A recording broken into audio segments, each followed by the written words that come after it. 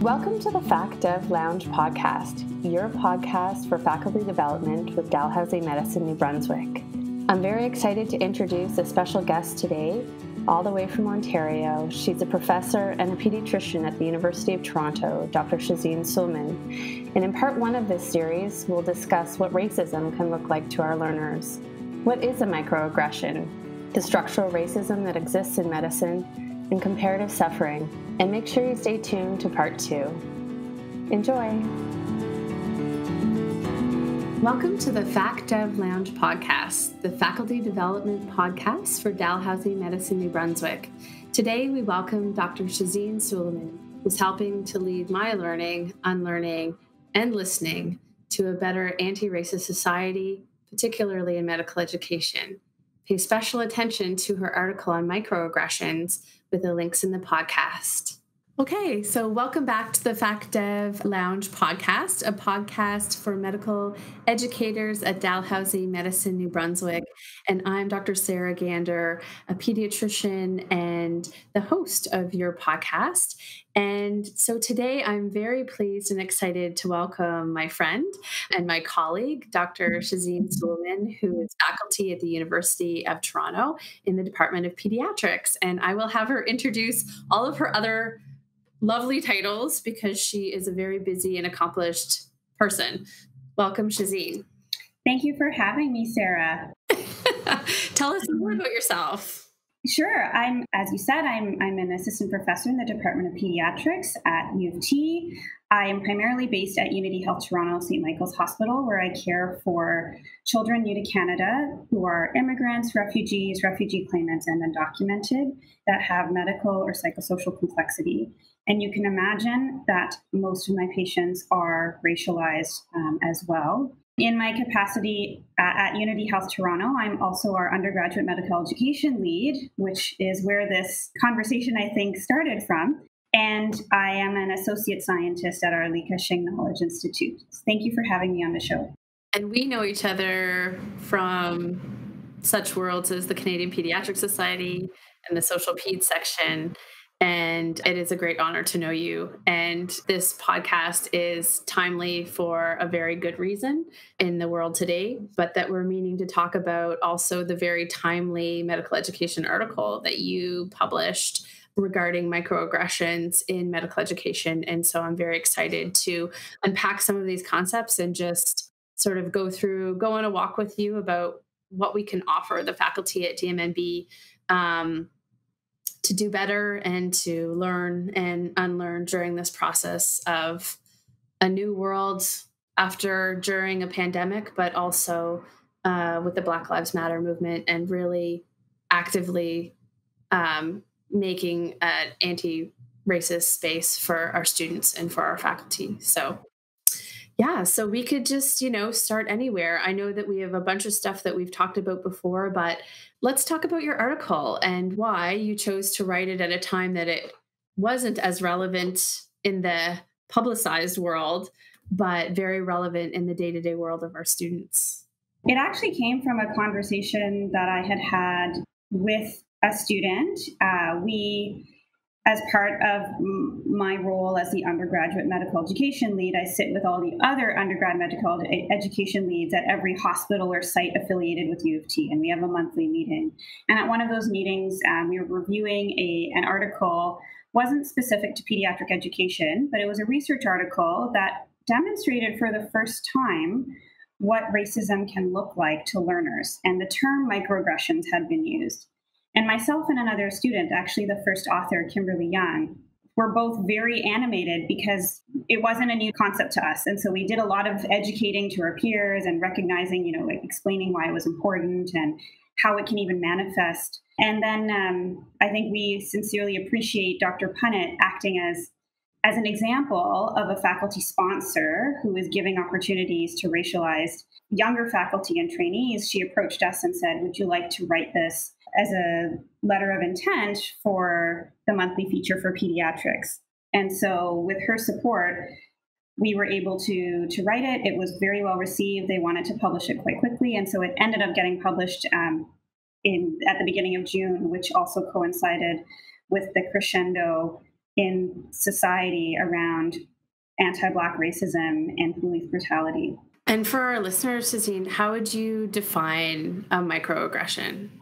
It's a really great question. A microaggression is, by definition, micro. It's very small, and often it's so small that it might be dismissed. And it can be applied to any type of discrimination. So you can have gendered microaggressions. For example, I'm sure you've seen on the internet a research panel where all the men get introduced as doctor, and then the one female speaker gets introduced by their first name. That would be an example of a gendered microaggression. There are also microaggressions that can happen for class, for religion, for sexual identity. And in this case, we focused on racial microaggressions, which are rooted in the racial identity of the person who's experiencing it. So they're really nuanced remarks. They can either be invalidating remarks or they can be micro assaults in a way that usually stem from unconscious bias. They're usually unintentional, but sometimes they're not. An example might be telling a student that has a non-anglicized name, that's a really difficult name you have. Or saying, oh, I can't pronounce that Nigerian name or that Indian name or that Bangladeshi name. Those would be examples of microaggressions. Another example might be, and this is something that I share a lot, is that when myself and another coworker work back-to-back shifts, we're both South Asian females who look nothing alike, but the nurses think we are the same person who has worked for 72 hours. And despite our name being on our badge, the name on the board will randomly use whatever name they can remember of one of the two of us. That's an example of a microaggression, because the two older white men who work back-to-back shifts will never get confused for the other. And these are not intentional, but what they do tell the person who's experiencing them is that you matter less, you don't belong, that you have assumptions about me that may not be true. And in medical education in particular, we have to think about how this makes trainees feel about where their place may be in medical education. A trainee that's been told, wow, you speak English so well, because they are of a non-white background, despite having been born in Canada and that may be their first language, will start to wonder, is this what everyone's going to think about me in the field? Is this really the place that I want to be in if I'm not seen for fully who I am? So again, it doesn't always have to come from a place of intentional harm, but it's the impact that is like a paper cut. And so we often describe microaggressions as like death by 1,000 paper cuts. And, when we were talking, kind of preparing for this podcast, you had mentioned that sometimes it comes down to faculty even being like, oh, students are so sensitive, because it isn't ill-intended, but a measure of sort of people's ability to be uncomfortable with that situation. Yeah, and I think it's also, context is so important, that a student who's named Michelle may never have their name mispronounced, and therefore will never think about it if somebody says, it won't even be something that occurs to them in their consciousness. Versus my name, I actually don't even know if I can remember the proper way to pronounce my name, because I have anglicized it so much to make it more palatable to people. The right way of pronouncing my name is Shazeen, which is a very difficult way for non-South Asian speakers to say my name. But over time, you learn that it's just so much harder to have to keep trying to explain why your name is different, and makes you feel different. It makes you feel like none of my other classmates had people stumble over their names. And often when you have a difficult name, sometimes what ends up happening as a learner is someone might not even try to say your name. They might just point at you or say, and what do you think? And that's an example, I think, of telling the learner that you don't fit as much as the others. So I think when people say students are so sensitive, it's because it's difficult for them to tolerate their own distress that they may have inadvertently hurt another student. And I think as faculty members, working on being able to tolerate discomfort and tolerate our failures and own our failures is important when we try to mitigate the harm of microaggressions and be better.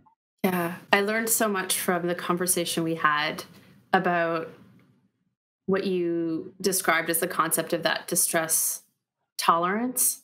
And I think that, in previous podcasts, we've talked about even in the concepts of like wellness and just teaching in general when you're not in the mood and sort of, much more benign circumstances, being able to be comfortable with the uncomfortable, and that can really take you to a better place because you kind of find your edge and you find that's where you're learning. And so let's talk about distress tolerance in this context, because, when you look around a university, certainly on the East Coast, maybe more so than in your neck of the woods in Toronto, I think there's a lot of white people. And we are probably very uncomfortable. Well, I know we are, because I know my own discomfort with trying to get to a place where we can do better. Mm-hmm. So how can we give advice about how to sit in that tolerance of distress in a very liberal white community, which is medicine and academia? Let's unwind it a little bit and go all the way back to like the structures within what microaggressions exist. If a microaggression existed on its own in a vacuum, it would be very small. But microaggressions are a symptom of a much bigger systemic problem. And I'm sure people have heard now how we talk about racism and realize that racism is very often not interpersonal, not someone calling you a racist slur to your face. That does happen. And that is terrible and horrible when it happens. Certainly my family have been recipients of that. I have been a recipient of that, and I have seen others experience that as well. But what racism looks like on a day-to-day level is more insidious and it's more structural. And so that's what we call systemic or institutional racism. And that's when you look around the table and you say, sorry, since we're talking just about racism, I'm going to focus on race. Why are people of a certain race holding most of the positions of power here? Right? And asking that question, why? Right? If the answer is, well, that's just who they are, then that's an example of a non-distress tolerant person. Because if you dig a little bit further, it might look like that the policies that exist to hire people are enforcing barriers for people of color, and certainly Black and Indigenous people. It might look like that the interview process is biased. It might look like that what might be considered assertive for an older white man might be considered difficult for a female person of color. And so when you start to ask the question, like, do the people in this room represent the communities we serve? Are all people being represented here? And if the answer is no, then what you have is a racist policy on a structural level. And the reason why microaggressions matter so much is because they are tiny symptoms, tiny mosquito bites that are emblematic of that problem. So one way to address distress tolerance, I think, for faculty members is to kind of come from this place of acceptance, which is whether I have intended to or not, by virtue of being part of this system, I am complicit. Whether I have been intentional or not in my actions, even if I have always ascribed myself to be non-racist and inclusive as a person, I am complicit if I have been part of this larger structure. And this applies as well to people of color that are not Black and Indigenous, because in the racial hierarchy, we've been set up in the middle. We've had the model minority myth placed on us, which said if you work hard, you will get closer and closer to achievement.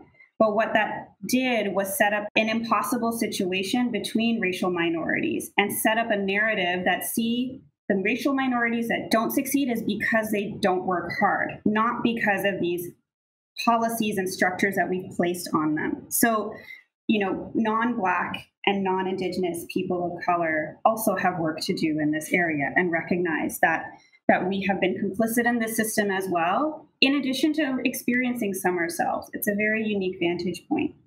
But when you start from that place of acceptance, it takes a little bit of that shame that you place on yourself off of you, because it says, whether I've intended to or not, I have been complicit. It's a little bit like saying, forgive me, Father, for I have sinned. You've accepted that you have been complicit in this system, and now you can work from a place of trying to be better. And I think that second step comes with education. The more that you read and familiarize yourself with what has not been taught to you in our traditional curriculum, and realizing what you didn't know, that can come from conversations with wonderful educators who are not associated with any academic area, but like Rachel Cargill is an extremely wonderful educator that I would recommend people listen and read and support, as well as coming from books and articles. There are a number of books and articles I'm happy to share with your readers if they're interested in learning more, particularly about how racism looks and manifests in Canada. It's easy for us to feel that this is not a Canadian problem because it looks different in Canada, but I can assure everyone that racism is just as palpable here in Canada as it is in the US when I lived there as well. And I think having that education, starting to unlearn the things that we thought to be true, will allow us to tolerate a little bit more of that discomfort as we go on. And I think the second part after, or I guess the third part, the first part is accepting, the second part is educating, and then the third part is being willing to fail, creating a culture of compassion and a culture of like acceptance of failure. Because as you and I chatted about, Sarah, like in academic medicine, we don't really have a culture of failure. Right? And part of that is by design. We absolutely would not tolerate that when we're treating our patients. But when we extend that to more societal problems, it's hard because to do this work well means you have to be willing to try. You are going to fail. You are going to mess up. And you have to be willing to own that failure and try to be better. It's not about achieving perfection. It's the perfection is actually in the process. If you can be a person who can sit with distress, try, mess up, and not take that as shame, but learn to be better, that is when we will have achieved a more just society where people are reflective and listening and willing to try and then hear the other person when they say, hey, what you said was actually really hurtful. Then you can say, I'm so sorry. I will be more conscious of that in the future. Thank you for correcting me, and move forward from there. I feel like I went off on a really long tangent, but hopefully it made sense. No, I just have so many notes of things that I want to follow up on. I love it when you go off on a tangent. It's not really a tangent. It was just sort of this like beautiful flow of kind of a way to unpack it. I think that some of the things that you mentioned, I'm so in tune to and trying to have that process myself. And something at the end of what you just said was, that process and that discomfort, although it's not the overt action that we're used to as problem solvers in medicine, it's also not passive. It's like this active work that a policy or a procedure or like a competency that you get a mark on is just not going to achieve what we're aiming to achieve. But again, is so incongruent with every other structure in medicine and academia. It's like, oh, well, we have to develop this like competency, or let's develop a policy, and like we therefore will meet some sort of accreditation standard that we're an anti-racist institution. And I think that highlights, the subtle ways in which medicine is complicit. Because again, look at who was responsible for building these cultures in medicine, in academic medicine. It was not inclusively built from the beginning. It was not with diverse voices at the beginning. For a long time, even women were not involved in those conversations. But, I think we still see the sequelae of that in how we value excellence, like what excellence looks like in academic medicine. Certainly excellence would not look like someone who has openly acknowledged all their failures. That would not be considered excellent. Even though that might be a more emotionally intelligent kind of approach, but maybe thinking about how we explicitly value different strengths in academic medicine is another way in which we can start to be better and make the institutions that we work in safer and inclusive for everybody.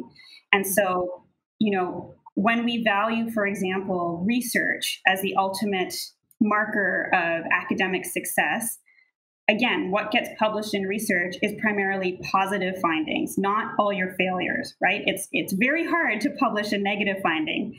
So even then, we're reinforcing this idea of that a thing that you have found as a nicely tied in a bow study that can have clear results is valued. Versus if we start to change, maybe we're going to value, community engagement. Maybe we're going to value people who are excellent political advocates. Maybe we're going to value the person who has high emotional intelligence. And then as we start to value that in leadership more, you'll start to see the faces in leadership will change. And then as the faces in leadership change, the culture will change. So I really do think this is all related too. When we think about why the culture is the way that it is, I don't think maybe I'm optimistic and naive, but I don't think it's immutable. Like, I think it could be changed if we start to keep asking these questions of like, why is this the way it is? And think about how we can do that better.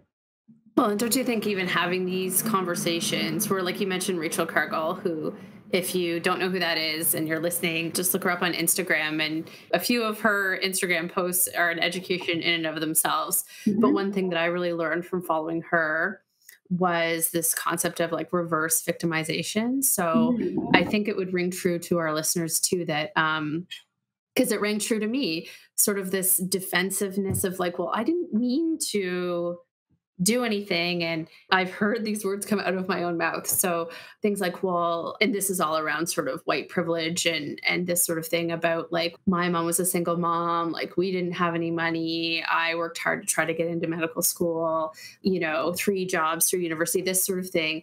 And sort of the sense of this is about me and it's not about me. And that my level of hard is my level of hard, but that's not how you compare people's lives or their experiences. And what's really fun about her Instagram posts is that sometimes she'll take like what somebody has written her and she'll just like completely take it apart and just sort of say, this is when you made this about you and this is when you, and just kind of respecting the process of like, you just need to be uncomfortable with the fact that this is happening. And by having this conversation, we're all getting to a better place and learning.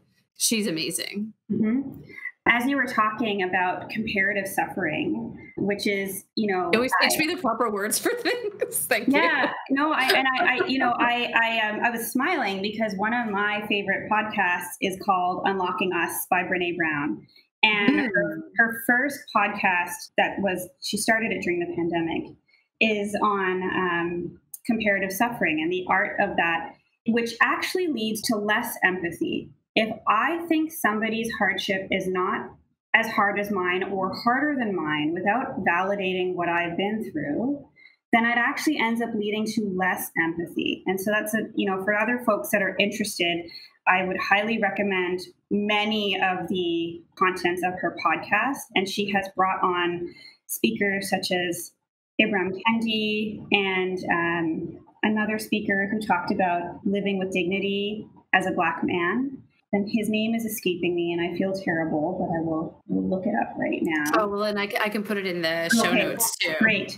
But I think again that the idea of someone once asked me, a mentor of mine put out a statement on anti-Black racism at their institution. I'm so grateful to this person because they have not only been a mentor to me, but also a sponsor. And I can talk a little bit more about like the ways that faculty can support racialized students is by being a mentor, coach, or a sponsor, and the differences.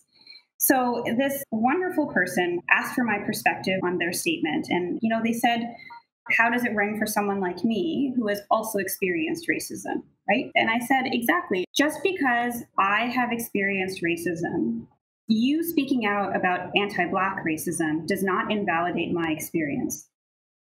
Right? It does not mean that I have not also experienced racism. If a house is currently on fire and my house flooded, me going to save the burning house does not mean that my house also flooded and I had a bad experience. It just means that right now that house is on fire and I can use my empathy of like, oh my gosh, like imagine how much it sucked to have my flooding and how great it would have been if people came to help me to go and help put out the burning house.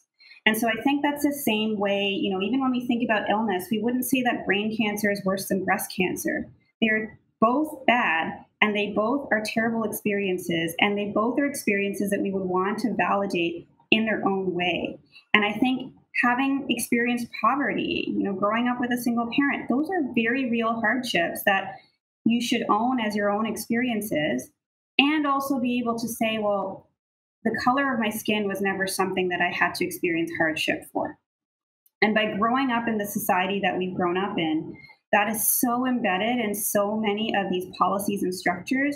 That is one area that I never had to face. And so then in that reframing, it actually allows for greater empathy rather than a defensiveness.